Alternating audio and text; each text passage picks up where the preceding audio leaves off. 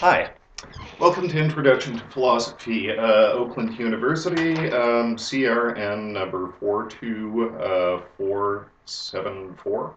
Lots of fours. Anyhow, this is section 8 of Introduction to Western Philosophy, and I'll be your instructor. My name is Grant Yoakum. I commute from Canada and will be on campus Mondays, Wednesdays, Fridays this semester. My office is in room 319 in O'Dowd Hall, and I will be there from 11 till noon, Mondays, Wednesdays, and Fridays, plus by appointment if you must meet me at different times in the day. This is just sort of around my teaching schedule. I'm teaching 2 on-campus classes as well, sections of this one. So what we're going to do today is go over your course syllabus. Right?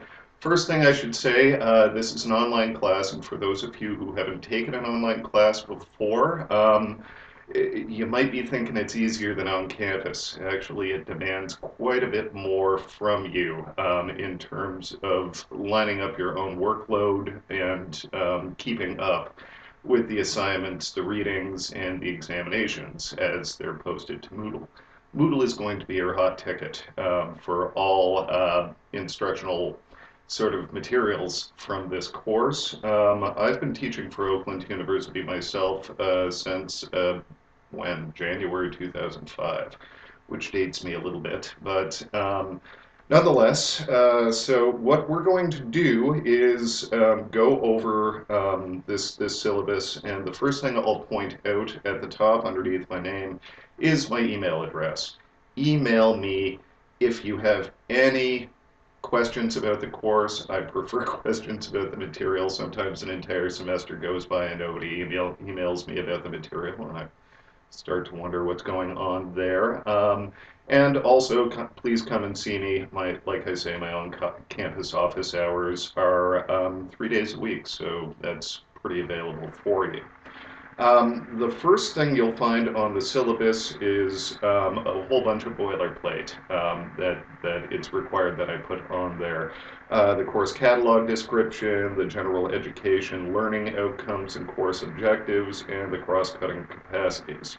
Now, if you found this course, you've probably already read these things, so I'm going to leave most of this to you, except that I'm going to point out what the objectives are here. And first off, they are to introduce students to the important historical texts in philosophy. That is, to know important philosophical ideas of European and American culture. Right? So what we're going to do is take a look at 6 different figures and 6 major texts from those figures this semester. So we've got that covered. To show students how philosophical theories have developed over time, I take a historical approach. Later this week, I'll be posting some background material that predates Socrates. Right? So what we have from these theorists is only fragments of their thought, references from Socrates, from Plato, from Aristotle, and it's enough to sort of jigsaw together a couple of positions. So we'll be starting right at the beginning of the history of Western philosophy and moving to about 140 years ago. Right? So that's a couple of eons, right, that we're just going to be sampling from. To develop students' facility in using logic to analyze and evaluate philosophical arguments. So we'll be doing that. The examinations you'll see in this course actually frequently ask you to critically engage with the position that a theorist is offering to you. Right? So just feeding me back what Plato or Aristotle or Hobbes say is not going to be enough in this course. What you're going to have to do is take a critical stance to this material as well and use logic to analyze and evaluate these philosophical arguments. And finally, to develop students' facility in clear presentation of arguments in writing. It's necessary that this be a writing-intensive course, and as we go through the syllabus, you'll see exactly how and where I work that in. So those are the important things from the course catalog description. Read that over, become familiar with it, because I'm sort of bound to this. Within the description that is offered there, I can then become a little bit creative and develop a conceptual arc, which will take you through this semester, right? Now, you're probably freaking out. The required textbooks, there are 6 of them, but I've tried to get them in as cheaply as possible. I'm actually still working on a PhD myself, and I know how bloody expensive these textbooks can be.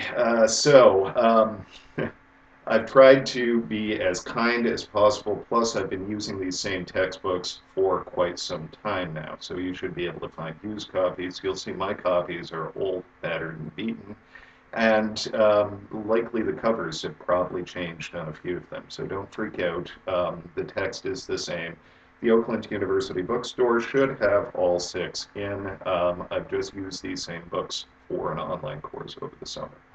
The first of these books is Plato's 5 Dialogues, in which you get the Euthyphro, the Apology, the Crito, the Meno, and the Phaedo.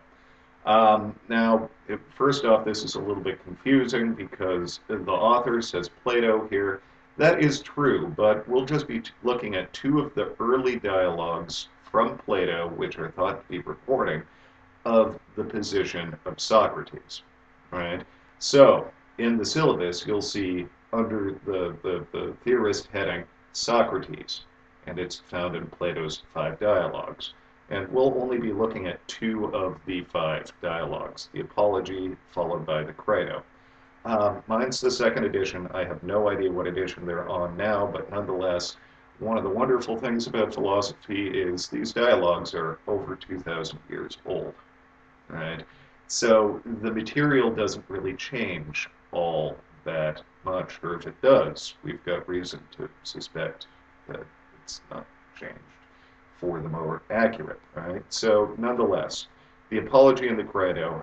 I do want you to get these copies. Like I say, I've researched and found these are about the cheapest versus the online texts. What I want to be able to do is give you a page reference. So on page, let's say 30, right, of Plato's 5 Dialogues in the Apology, right, I want you to be able to reference the argument, come now, do you accuse me here of corrupting the young and making them worse deliberately or unwillingly? And the response is deliberately. So if you can turn to page 30 to pull that out, you'll know exactly what I'm talking about, right? But if you don't have this same translation and this same book, you're probably going to be adding work to your pile, right?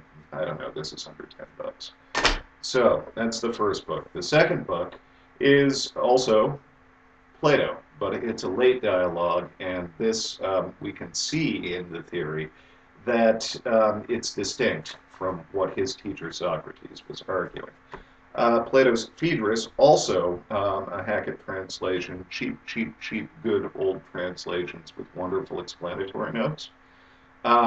This book is devoted to an examination of what Plato means by Platonic love.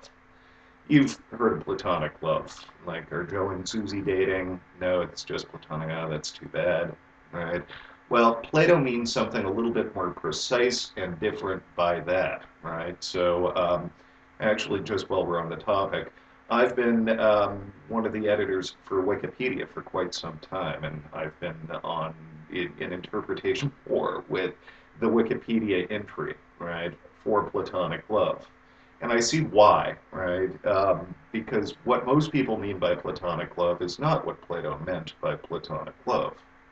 But since it's called Platonic love, we might ask what Plato meant by it, right? So that's going to be an interesting examination. It's a fun dialogue, and it's a great place where the epistemology, the metaphysics, and the ethics of Plato all find a nice 49-page encapsulation, right? So we'll be only reading till the top of page 49, which is the first, 3 or 4 speeches, but nonetheless, right? So that's where we're going with the second of the books.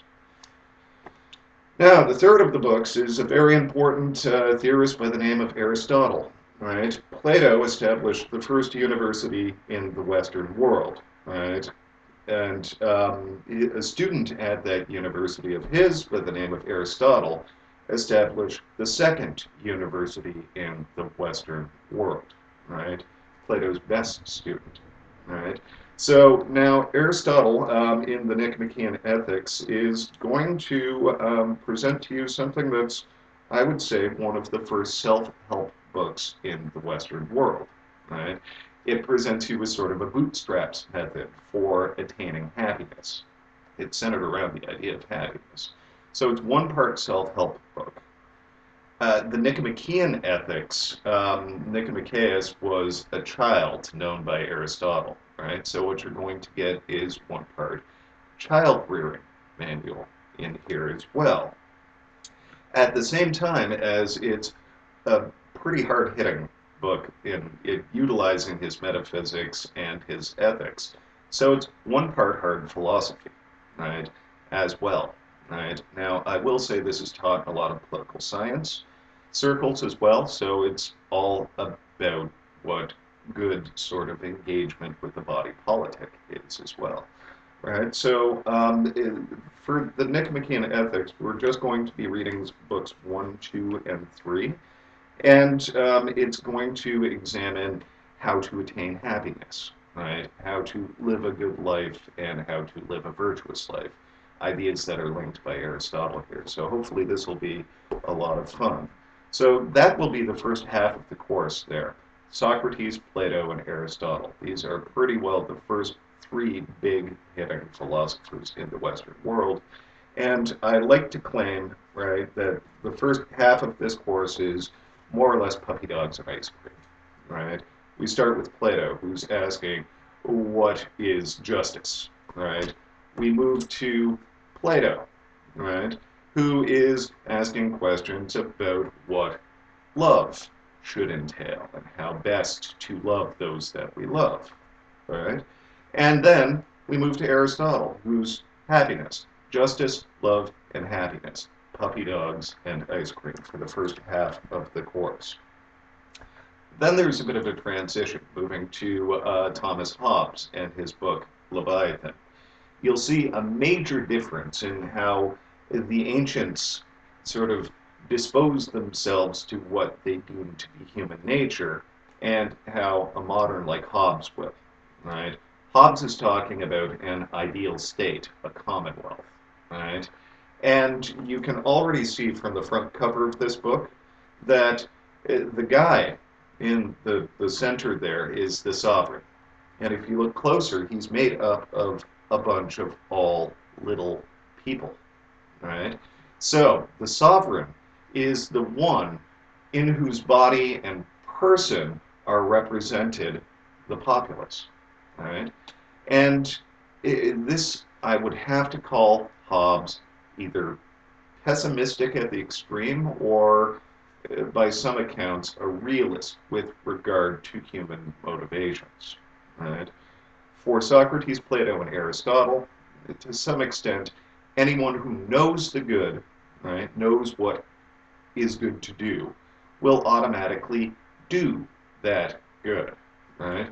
Hobbes, on the other hand, thinks we're lying, cheating, selfish, self-interested jerks. And this is how to have a political system made up of such beings. Right? So, puppy dogs and ice cream for the first half of the course, and then time for something completely different. Next, we move to, I'm sorry, the most expensive book that you will purchase this year. Right? This is The Essential Kierkegaard. It's just the best translation, and it gives me a lot of flexibility. And if I keep using this book, you keep coming up with used copies of this book. So, it's an excellent book. The translation is by Hong and Hong, who are the best translators of Kierkegaard from the Danish into the English, and we'll be reading one small discourse, probably supplemented with others from this book by the name of Sickness Unto Death. Sounds fun, doesn't it? All right. Kierkegaard is an existentialist. will explain what that means. But nonetheless, the idea is that existence precedes essence, or what we are and who we are and what we stand for isn't already set before we're born. We make, invent, create what we are through our choices. So first principle of existentialism is that we're absolutely free. Kierkegaard is a religious existentialist, right? So he's going to be primarily asking how the existing, free, choosing individual who creates themselves from their choices, right, can take a leap of faith, right, and have a religious sort of attitude towards life and a relationship with God, right? So Kierkegaard is going to present this as sort of a problem. The problem of faith is that which is central to this dude. And the interesting thing about Kierkegaard, he's got more pseudonyms than I've got pairs of socks. When he's got his philosopher's hat on, he's Johannes Climacus, right? He's written some in his own name, right? He's got a Judge William, who is his sort of tyrannical, ethical alter ego.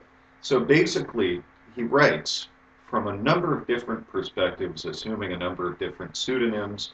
He is a strange duck, let me tell you, right? So the last part of this course, where we turn to Kierkegaard, followed by one Mr. Friedrich Nietzsche, right? It's time for something completely different, right? But these are sort of the beginning of post-modernity, right? So what we're doing is going from ancient to modern to postmodern. Oh, by the way, I'm filming all of this from my home in Canada, and that meowing you'll hear in the background, that's my cat Sheldon. He'll occasionally wander by. I'll use him as an example to explain ideas from time to time. He's a good boy. You'll like him. All right. So the last book you'll need is The Portable Nietzsche. It's by Penguin. Like my edition says in the States, it costs like $14.95. You'll probably find used copies of this. It's just about everywhere. It's the best first introduction to the thought of Friedrich Nietzsche that's out there. Translated by Walter Kaufmann. I can tell you I'm actually holding the copy. That was my first Nietzsche book. So we're starting off where I started off, and what we'll be reading is a book by the name of Twilight of the Idols. If this book does nothing at all but help you answer Jeopardy questions, right? For example, if you've got the book in front of you, turn to page 467, go down to the section 8 here, and you'll find Out of Life's School of War. What does not destroy me makes me stronger. You ever wonder who said that? Well, that's Friedrich Nietzsche. We'll be taking a look at a rather critical position of his that harkens back to Socrates and Plato, and basically turns the whole of Western philosophy on its head, right? So he's an interesting and important figure, right? He's sort of a proto-existentialist, as is Kierkegaard, but, well, Kierkegaard is a Christian existentialist. Nietzsche is in the registry where he was buried when he passed away in 1900. Right? The priest noted that Friedrich Nietzsche was buried here, and he's a known antichrist. Actually, in this book, you'll find a smaller book of his published in its completion, called The Antichrist. Right? Nietzsche's very famous for claiming that God is dead. Right? So, I hope to give you a well-rounded perspective on existentialism by wavering between religious existentialism and atheistic.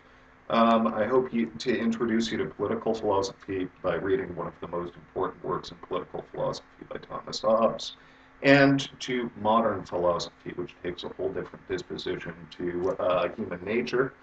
I hope to give you a well-rounded introduction to the arguments that provide the basis for all of these further arguments in ancient philosophy.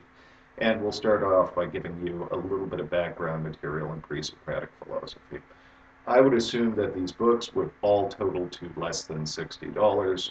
My alternative was to get an anthology that doesn't have translations that I like, that has summaries written by, you know, philosophers who aren't, Socrates, Plato, Aristotle, Nietzsche, Kierkegaard, Hobbes, right? And these anthologies from like Pearson or McGraw-Hill or what have you, they can cost $150 to $180, right? I didn't want to do that. I wanted to be kind to you. This way I get the works that I want and introduce you to these theorists by reading what these theorists have written, right? So hopefully that'll be good. Now, I have written up a course description here. I've never been happy with this. I'll leave it to you to read it over here, but nonetheless, right? So what we'll be trying to do is develop a vantage point to develop our understanding of philosophical and argumentative methods for questioning that serve to help people make sense of their lives daily. I've often said, if this stuff doesn't help you live your lives, then what good is it? Right? I don't have a garbage can. It's my in-class students see me huck this into the garbage bin on the first day of school. That's what it's worth if it doesn't help you live your lives. Right?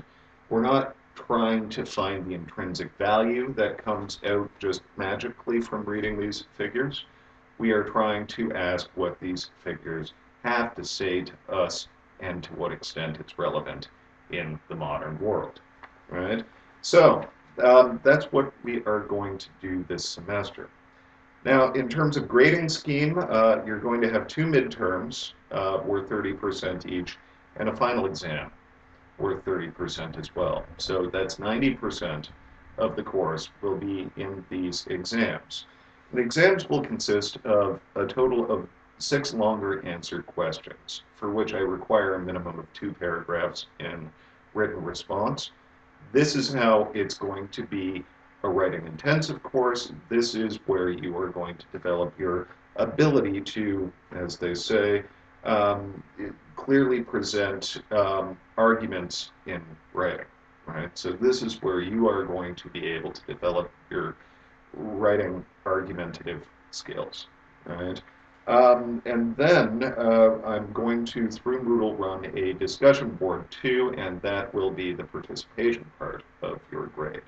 You'll see that each of these figures, as we go throughout the semester, will be accompanied, one, by a video somewhat like this, right? Some of them will be old ones, some of them I'll reshoot, and there'll be new ones. And then frequently they will be supplemented by somebody else in video form, giving a discussion of material that relates to these individuals, right? And then it will be accompanied with a discussion form topic, which I will start the ball rolling by asking you some sort of a question, explaining why I think it's a good or interesting question. And then on the discussion forum, what you will have to do is chime in yourselves and have a bit of a public argument with one another. Respond to one another about this topic, reflect on the material, criticize the material, push each other to develop good arguments, right? So this is the participation portion, right? Under evaluation here, I have a blurb about the discussion board. You'll find it on Moodle as well. Each figure we studied will be accompanied with a discussion topic posted to Moodle. You are expected to enter into debates, offer criticisms, and generally discuss the nuances of the theoretical positions of each, that's each, of these figures via this Moodle discussion forum. At the end of the semester, a grade out of 10 points will be assigned based on the frequency, relevance, and quality of your participation. So, for example, posts like "I agree" or "this is stupid" without additional comments will be insufficient to garner a good grade, or a passing grade. All right? Please note that I'm looking for discussion amongst the students with regard to the material and not what you were up to over the weekend. All right? So, keep it relevant. It's a teaching tool, and it's for the purposes of comprehending this material. All right? Then I also have a content policy attached to the discussion board. The discussion board for this course is intended and should only be used for discussion of the course material. Procedural questions and general comments about the course, for example, when are we getting our grades back, how did everybody else do on this exam, should be directed to my email or should be discussed in person via office hours, class meetings, or in personal correspondence with one another. This is an instructional resource and should only be treated, it should not be treated like a personal blog or more general discussion forum. You're not tweeting on this bloody thing, right? So please note that in the event of any derogatory or otherwise hurtful personal comments from students on this form, the comment, first off, will be removed from the form and a grade penalty will be issued to the offending student. All right. Now, I should mention that this is under the general course policies section. All of these course policies are only here because I've had problems in the past, right? I'm not trying to criminalize you right off the bat, but these policies are there because there have been problems in the past, and I just don't want to repeat those problems. I prefer to solve a problem before it becomes a problem, right? So hopefully we won't have any problems this semester. But nonetheless, just so I'm clear right off the bat, these are the policies. Right? So that's the discussion forum. You'll be sort of operating within the class like it's a think tank, right? Like it's a reading group. You're all enrolled in this class. You're all concerned with understanding this material. This material is kind of difficult, right? So this is where you collaborate, right? What you get for it's not just the books. Like I say, these should be 60 books, right? The course is more expensive than that. It's not just the grade and me that you get out of this course. You get one another too, and you can collaborate in terms of understanding this material, right? So, I suppose I should go through the rest of the policies. I'll start with the last policy, the discussion board content policy, since I've already done it. So don't be jerks, don't be hurtful to one another, etc., etc. We won't have problems. If people are posting derogatory comments, by the way, you're also in charge of making sure that when you're logged in, it's you who's commenting on these. So I had one issue where somebody's friend or brother or something had apparently gotten a hold of their computer and typed something derogatory into the, well, you're responsible for the authorship that happens under your login ID. Right? So I want to say that. Email. I'll just read this and then I'll explain what I mean. It should be understood that email is not a direct, an instant form of communication. Right? For example, I email a colleague across the hall from me, and sometimes it'll take the whole day for them to get my email. All right. So I'll do my best to answer your emails within a timely fashion, but due to the high volume of emails associated with these courses, I do fall behind from time to time. All right. So for example, in this class, there are 25 of you, and your only way to really contact me is via email. It failing your ability to come to campus, I would assume, is limited. Right? So I've got really high volume email that I'm trying to keep up with. If you have questions about the course, the best and most direct manner for these questions to arise is in person via office hours, for example. Right? And I have them on Monday, Wednesday, Friday till 11 to 12. I'm there every Monday, Wednesday, Friday. I can meet you later in the day as well. All right, so let me know if you want to meet in person. If I have a number of similar questions regarding course material or procedure, I'll frequently send out a mass email to everyone addressing the question. So for example, like the syllabus email today, I'll send everybody an email and everybody will have the question. If 4 people ask me the same thing, I assume 25 might need the answer. Right? So I'm not ignoring you. I'm just trying to productively use my time as best I can. Nota bene, right? Note well. Oakland University that requires that all course correspondence should occur through your Oakland University email account. So with that said, I'll not be able to reply to any emails except those using an OU email address. So if you send me a Gmail or Yahoo or Comcast or whatever you happen to be using otherwise, I'm not allowed to reply to those. You've got to use Oakland email to contact me. I've got to use Oakland email to reply to you. It's just the way it works. Right? Nothing that can be done about that. Next up the policy line here is the missed exam policy. All right? And I'm the first to understand that sometimes life happens. All right? So this policy is here to be flexible and kind, and plus Senate requires it of me. Even if Senate didn't require it of me, it would be here now. Policy reads, in the unfortunate event that you miss an exam due date due to serious illness or a death in the family, you must notify me via email, by telephone, message with the departmental office, some form of notifying me, either before the date and time in question, I prefer that, or within 12 hours of the deadline or due date. Otherwise, I will not be able to offer an extension. This semester, I've got over 100 students, right? So I've laid out my time very carefully to be able to return your materials to you in a timely fashion. When materials come in late, that delays my ability to post answer keys, right? It delays well, it just disrupts the flow of work. That said, I understand, God, I understand, life happens, right? So every now and again, the sky will fall, your car will break down, you'll be called into work. You're in these classes because your schedules generally don't fit the on-campus meeting times, right?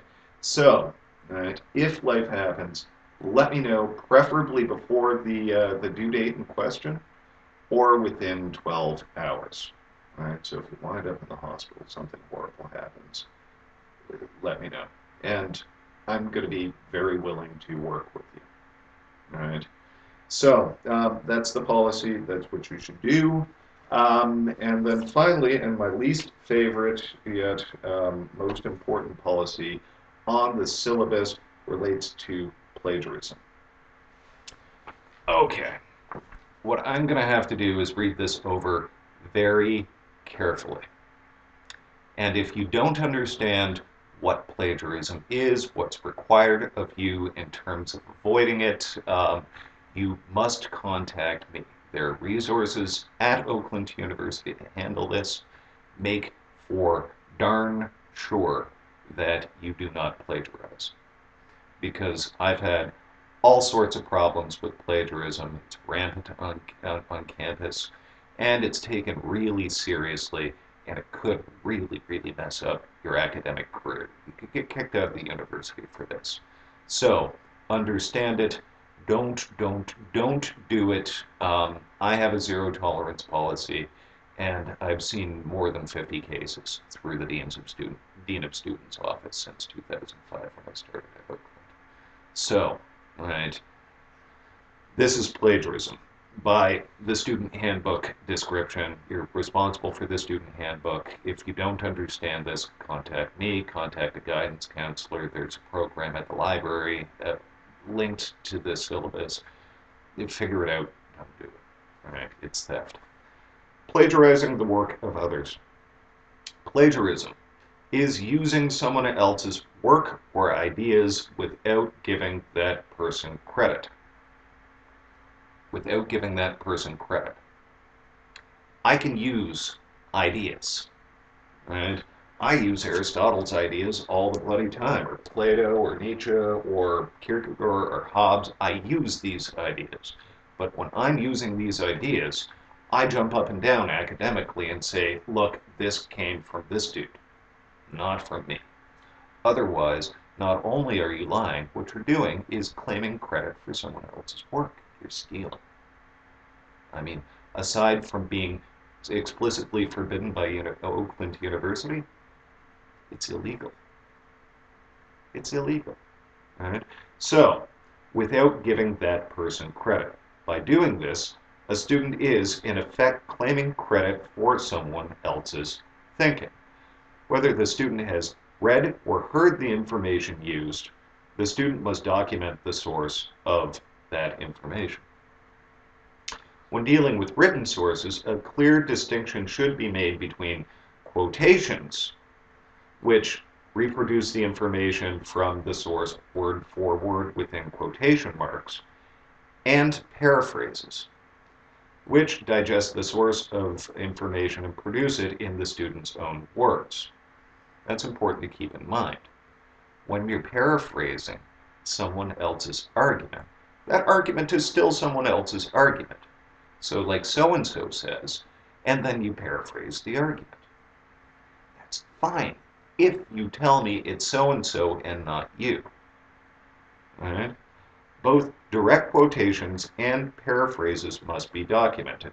Even if a student rephrases, condenses, or selects from another person's work, the ideas are still that other person's, and failure to give credit constitutes misrepresentation of the actual work and plagiarism of another's ideas.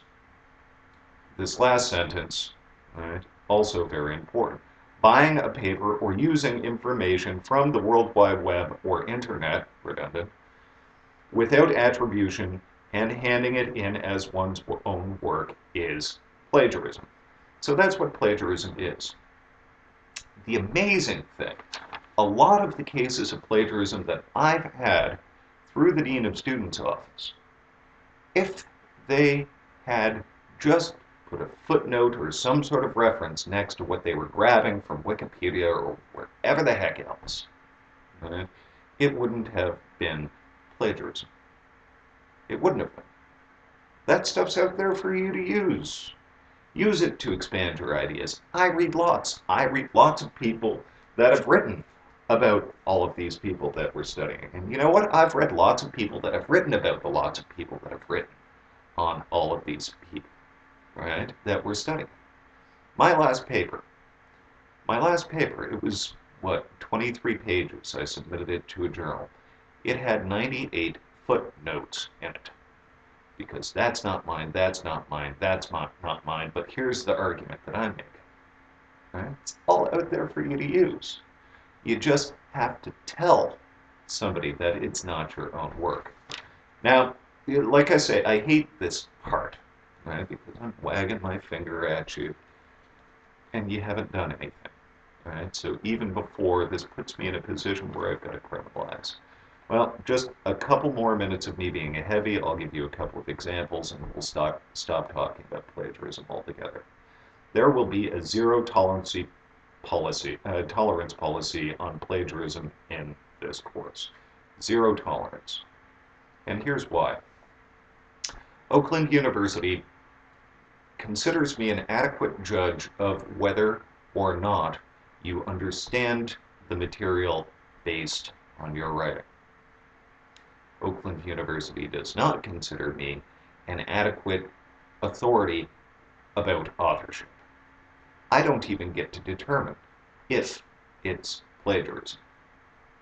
If I suspect plagiarism, I'm contractually obligated. I have no choice. I could get in big trouble if I don't. I'm contractually obligated to pass it on to the Dean of Students' office, who then investigates, and the whole rigmarole goes down. Right? You don't. All right. So, any student suspected of this form of theft, it's theft, will automatically be passed on to an academic review board. Expulsion from the university is possible. Course policy for this offense will be automatic failure of the course. If it's deemed to be plagiarism, and I don't make these allegations lightly, you don't just fail that assignment. You fail the course, right? You're out. We're done talking, right? That's the end of it, right?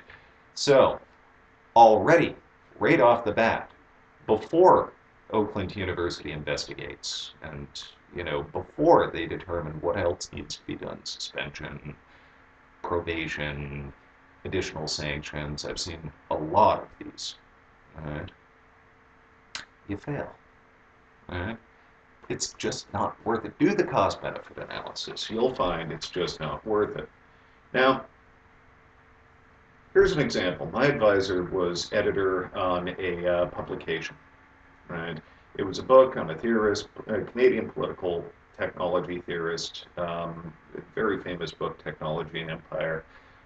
It was a collected essays edition, right, from a number of, like 15 different academics submitted essays. They went through the editing process.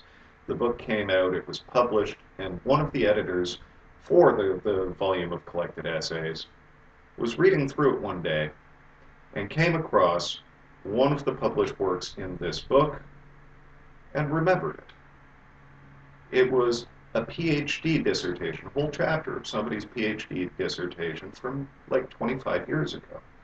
This academic had gone into the library, found an old PhD dissertation, copied an entire chapter, put it in this book of collected critical essays on George Grant. You know what happened? Well, one, that academic who had tenure, really secure job at a Canadian institution, first off was fired from their job. Right? You lose your job.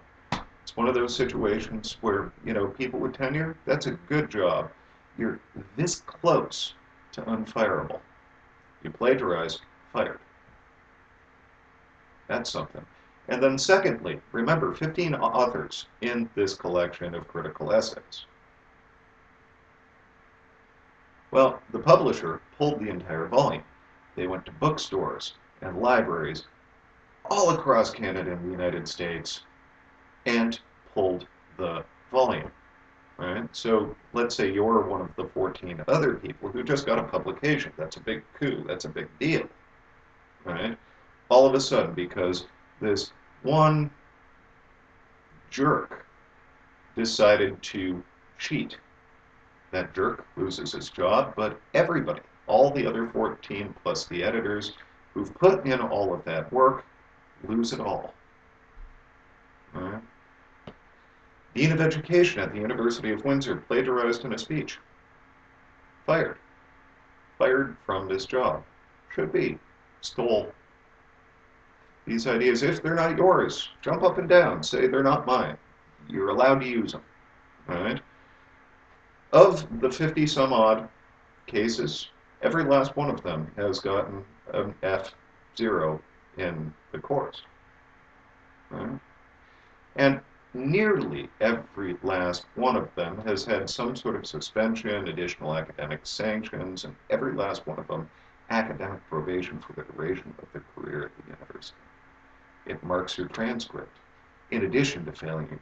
Anyhow, you get the point. You get the point. That's enough finger wagging. I'm done. All right? Don't do this. We won't have a big problem. Do this. I'm not even mad. All right? It's just way more work for me, and you activate a procedure that I have no control over. Right? We can't even talk. Right? Last thing I'll say about that: if somebody plagiarizes, they deserve the mark of 0 in the course, because do they understand this material? I don't know. I don't know. They didn't give me any written work to demonstrate their understanding of the material. It's failure. Right? So anyhow, plagiarism. Don't do it. We'll be fine.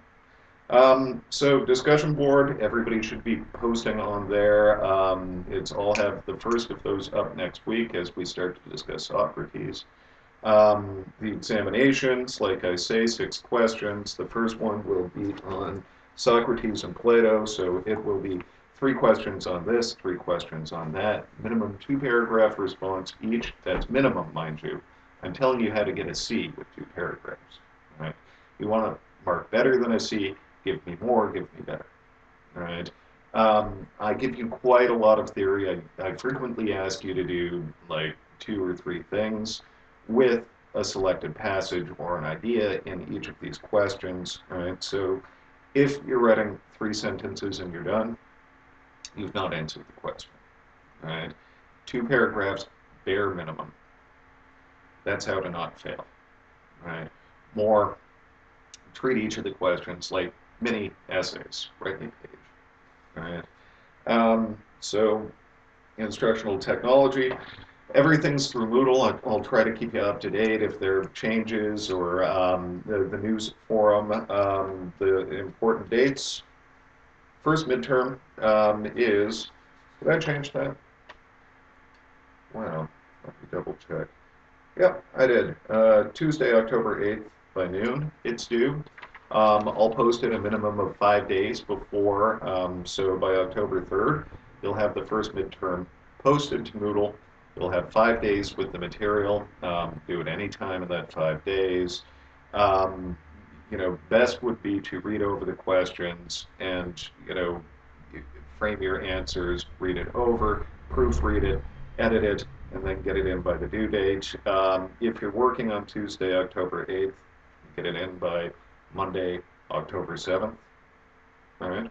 So this way, you've got 5 days wiggle room on any of these assignments, and you can work around whatever deadline there is.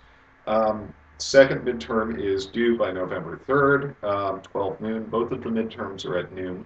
So don't assume that you've got till midnight. It's noon that you've got. Um, then the final exam for the course will be due on December 13th, and I say 2011 there, I mean 2013 templates. I got most of my 2011s changed to 2013s. Apologies for the ones that I missed there. I'll fix that online. I'll post that final exam. I'll give you a full week with that final exam. I'll post it on December 6th. You've got till December 13th, 2013, to work on it. And note that it comes in at 5 minutes to midnight. The discussion forums, I'll leave those open all semester, right? So the Socrates forum will come up next week. I'll record a little video telling you why I think the question's an interesting question, and I'll elaborate a little bit on it. Then you have access to that first discussion forum for the entire semester, all the way up to 5 minutes to midnight on December 13th, 2013. And yeah, so you can conceivably do them all towards the end of the course. It'll work better if you are doing the discussion forums as they come up, just so that right on December 13th you're not swamped with work. And plus, there's benefit to actually keeping up with the discussion forum, right? You understand the material better, it keeps you thinking about the material, it keeps you discussing the material. It allows you to test your ideas out before you write them on an exam, right? So, discussion forums and the exam, the course, like end of the line. Last call is 5 to midnight on December 13th, 2013. Now, the last thing that's on here is my grading scheme. Look it over. I'll give you an example. An A plus is anywhere from 100% down to 93. And A is anywhere from 92.9 down to 86, and then A minus is 85.9 down to 80, et cetera, et cetera, et cetera. And then 10% ranges for each of the letter grades after that. So this is just what I grew up with. Actually, the matrix that's on here, I pulled it straight off the University of Windsor's website because that was the school where I did my undergraduate in philosophy. It's just what I think in terms of a percentage when I think A, B, C, D, F, right? So, right, that's all that is. So when you see a 73.5% on the exam or something along those lines, that's not a C, that's a B. Don't freak out. What I do at the end of the course, because the Office of the Registrar never gets anything but a grade point average grade out of me. And right at the bottom of your syllabus here, you will have access to and be able to see the Oakland University Official Office of the Registrar letter grade to grade point average conversion chart. So I give you number grades all semester, and note that I've laid out the grades so that they total 200. You should know just through simple addition where you stand in the course percentage-wise. This chart will give you your letter grade. I take your letter grade, I convert it into a grade on a 4-point scale, and I submit it to the registrar's office. So that way, the number grades don't matter worth a lick. Your letter grade is still your letter grade, and Oakland University gets your 4-point grade. So an A is still an A, a B is still a B, a C is still a C. Don't let this grading scheme fool you either. It's going to be appropriately harder to get into the above 80 range, right? So again, an A is still an A, a B is still a B, a C is still a C. I still expect, right, A range work for A range grades. So that'll be the course. It should be an interesting course. Like I say, I've laid this out. It's a historical approach, starting with the pre-Socratics and ending with postmodernity. Right? We are going to talk about some great things. We're going to talk about justice. We're going to talk about love. We're going to talk about happiness. We're going to talk about self-interest and politics. We're going to talk about faith. And we're going to talk about, what shall I call this, spirit. Why not? Right? So that's the course. If you have any questions whatsoever, please don't hesitate to contact me via email. If you'd like to meet me, it's a nice semester. I'm actually on campus. Pop by my office hours or make an appointment with me. I'm there generally Monday, Wednesday, Friday. Happy to meet with you if I've got the time around my courses. Yeah, usually I don't meet my online students.